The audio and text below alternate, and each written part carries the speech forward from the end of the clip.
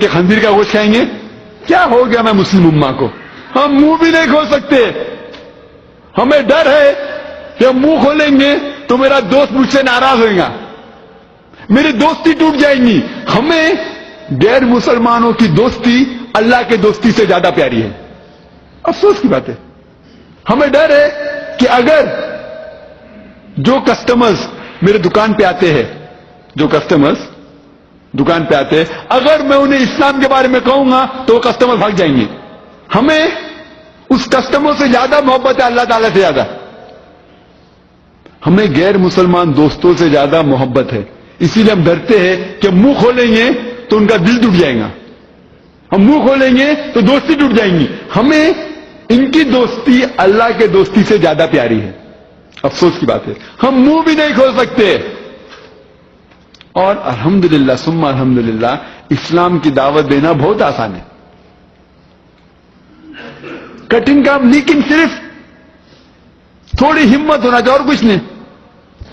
अगर कोई मेरा हिंदू दोस्त मुझे पूजा के लिए बुलाएगा, और मुंबई के अंदर सबसे आम पूजा है जो गणेश चतुर्थी, आपने सुना गणेश चतुर्थी के बारे में? सुना कि नहीं? गणपति।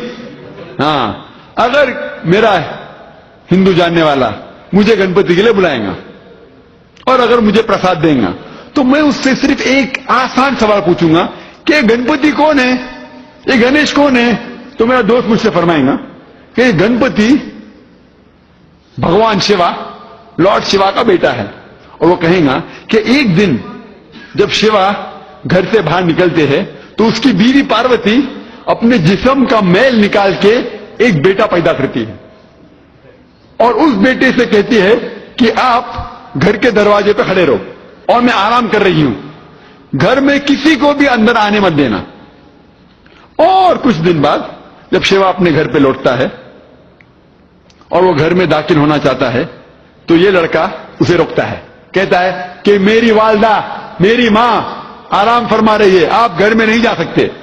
शिवा तेश में आके, ये लड़का मेरे घर में मुझे दाखिल होने से रोक रहा है, तेश में आके उसकी गर्दन उड़ा डालता है। तो मैं सवाल पूछूंगा मैं हिंदू दोस्त से, आपका भगवान आपके बेटे को नहीं पहचान सकता है, जब मैं तकलीफ में रहूंगा तो मुझे कैसे पहचानेंगे? आपका भगवान आपके बेटे को नहीं पहचान सकता है, तो मैं जब तक तकलीफ में आऊंगा तो मुझे कैसा पहचानेगा? और ये कहानी वहां कंटिन्यू होती है और इस कहानी के अंदर इतना दूर तक वो सिर चले जाता है कि भगवान उस सिर को वापस नहीं लेके आ सकते। तो वो कहते हैं लोगों से कि पहला जानवर जो आपके नजदीक आएगा उसकी गर्दन काट के मेरे पास लेके आओ। तो पहला जानवर जो उनके नजदीक आता है वो होता है हाथी।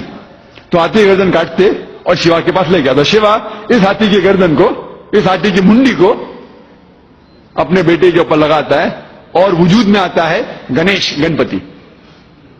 मैं कहूंगा ये आपका भगवान है? मेरा दोस्त कहेगा अरे जाने देना जाकिर, ये तो माइथोलॉजी, ये तो कहानी है, छोड़ना। अरे बट मुझे प्रसाद खाने का है, आप साबित करके दिखाओ कि गणेश भगवान है और मैं खा सकता हूं।